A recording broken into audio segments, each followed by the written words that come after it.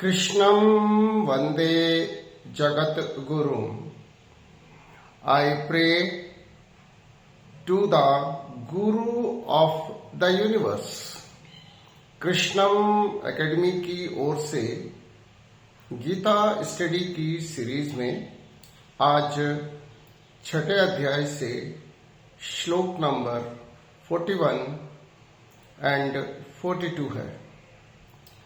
श्लोक है, प्राप्य पुण्यकृताम लोकान उषित्वा शाश्वतिः समः शुचिनां श्रीमतां गेहे योग भ्रष्टो अभिजायते अथवा योगानाम इव कुले भवति धीमताम् एतत् हि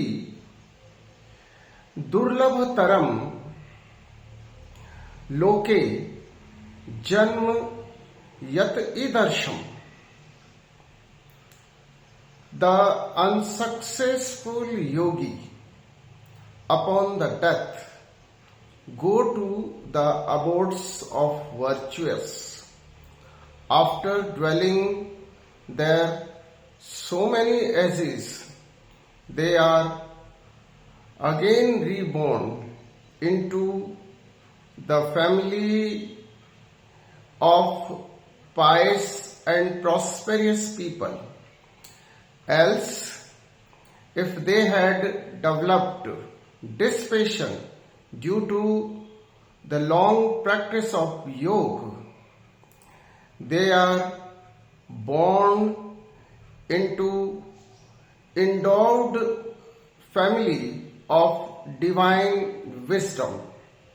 Such a birth is very difficult to attain in this world. इस श्लोक में अर्जुन के प्रश्नों का उत्तर देते हुए भगवान कह रहे हैं कि योग से पथभ्रष्ट योगी का अर्थात असफल योगी का जीवन व्यर्थ नहीं होता है, अपितु वह असफल योगी पुण्य आत्माओं के लोक में कई वर्ष कह लीजिए या कई युग कह लीजिए जीवन जीने के उपरांत पुनः पृथ्वी पर जन्म लेता है और ऐसे परिवार में जन्म लेता है जहां उसकी योग पथ की अधूरी यात्रा पूरी हो सके. और ऐसे परिवारों में पाइस फैमिली, शुचिनाम जिसको हम कह सकते हैं कि सुचिता धारण किए हुए परिवार में अर्थात कुलीन परिवार में या धनवान परिवार में या ऐसे परिवार में जहां योग विद्या के संस्कार होते हैं और ऐसी योग के प्रति उदासीनता के कारण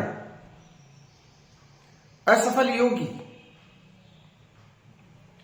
को पुनः अपनी योग पथ की यात्रा करने का अवसर मिलता है. भगवान अर्जुन से कह रहे हैं कि सत्य पथ पर, योग पथ पर, भगवत प्राप्ति के पथ पर जो अधूरी यात्रा है या उस अधूरी यात्रा को करने वाला असफल योगी बादलों के समूह की भांति छिन्न भिन्न होकर आकाश में विलुप्त नहीं होता है, अर्थात उसका जीवन असफल नहीं होता है. उसकी स्थिति ऐसी नहीं होती है कि वह ना तो भौतिक संसार के योग्य रहा, ना ही वह आध्यात्मिक संसार के, अपितु इस प्रकार के असफल योगी को अपने योग पथ की यात्रा पूरी करने के लिए उपयुक्त वातावरण दिया जाता है।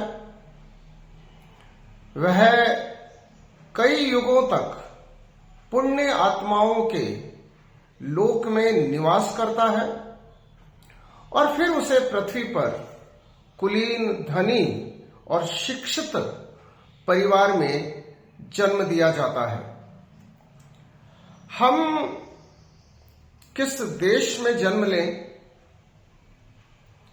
किस परिवार में जन्म लें, निश्चित रूप से यह हमारी इच्छा पर निर्भर नहीं करता है।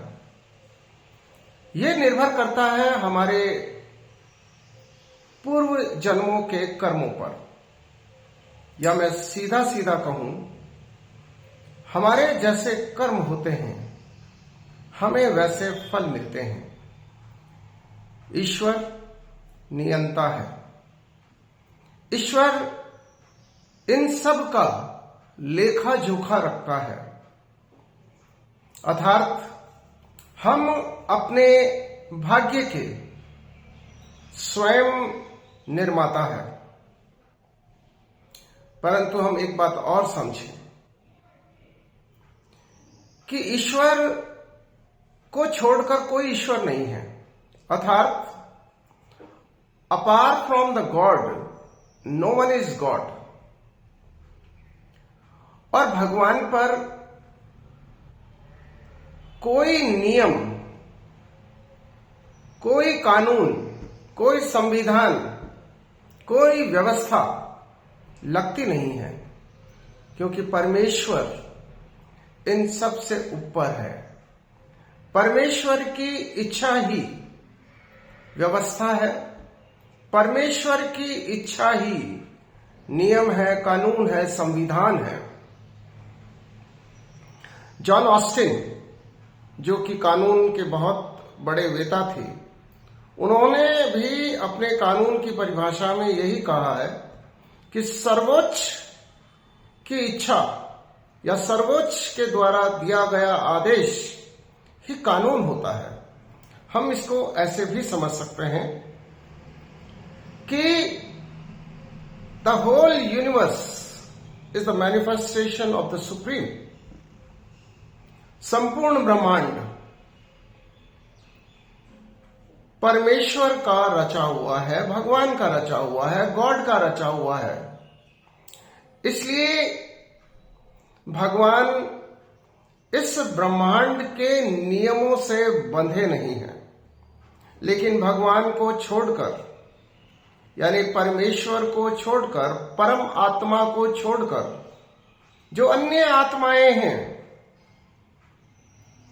वे सभी अपने कर्म फलों से बंधे हैं और इन सब का नियंता परमेश्वर है। इसलिए हमें अपने कर्म हमेशा सोच समझ करके करने हैं। हम दुष्कर्मों से बचें और हम ऐसे कर्म ना करें जिसे परमेश्वर की सुंदर सृष्टि में बाधक कहा जा सके। हम परमेश्वर की सृष्टि के साधक बने, बाधक नहीं। हम इस सुंदर सृष्टि की सुंदरता के लिए कार्य करें। इसको बदसूरत बनाने के लिए बदनसीब होकर बदकर्म, बुरे कर्म ना करें। हम यदि इन सभी श्लोकों को ठीक से समझें, जिसमें अर्जुन ने भगवान से कहा कि मन की चंचलता के कारण प्राय ऐसा होता है कि कुछ लोग योग पथ की यात्रा पूरी नहीं कर पाते हैं। संयम नहीं रख पाते हैं, शुचिता नहीं रख पाते हैं, सुंदरता के प्रति अपनी आस्था और कर्मों की निरंतरता को नहीं रख पाते हैं। और ऐसे लोग योग विभ्रष्ट हो जाते हैं, योग पथ से भ्रष्ट हो जाते हैं। इस प्रकार के असफल योगियों का होता क्या है, ये अर्जुन का प्रश्न है। भगवान इस प्रश्न के उत्तर में कहते हैं कि शुभ कर्मों का तो कभी अंत होता ही नहीं है। अर्थात हम कोई भी शुभ कर्म करेंगे, हमें उसका शुभ फल मिलेगा। जितना सत्य ये है, उतना ही सत्य ये है कि यदि हम कोई भी दुष्कर्म करेंगे तो हमें उसके लिए दुख भी भोगना पड़ेगा।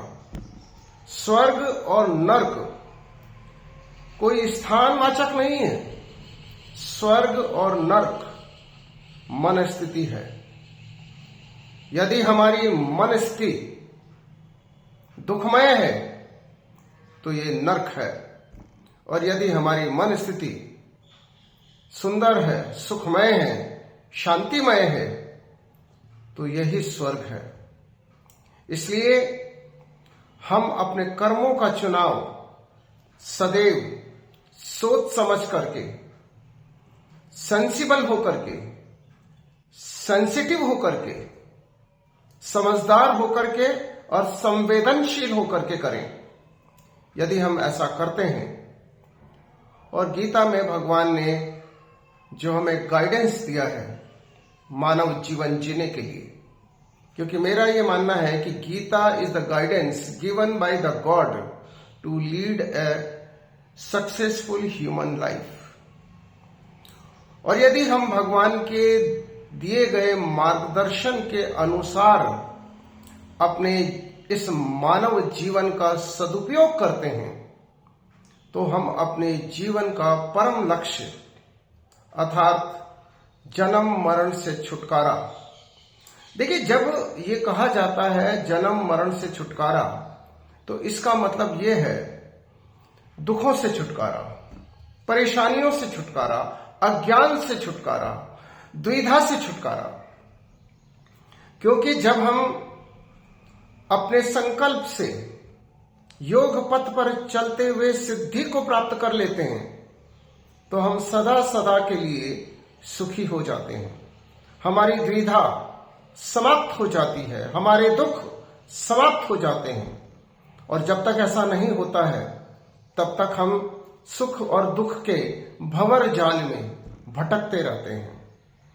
और इसी माया से, इसी भंवर जाल से निकलना और सदा सुखी होना, परम सुख को प्राप्त कर लेना, ये हमारे मानव जीवन का परम लक्ष्य है।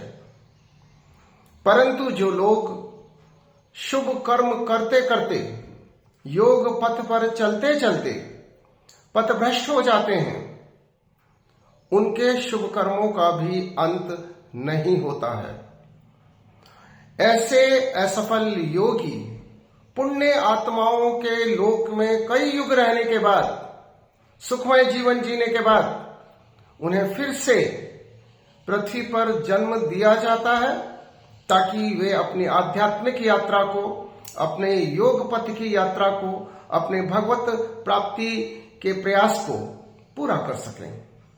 और उन्हें धीमताम, उन्हें विद्वान लोगों के परिवार में, उन्हें पवित्र लोगों के परिवार में और उन्हें धनी लोगों के परिवार में जन्म मिलता है, ताकि वे अपनी आध्यात्मिक यात्रा को पूरा करके सदा सदा के लिए सुखी हो सकते हैं।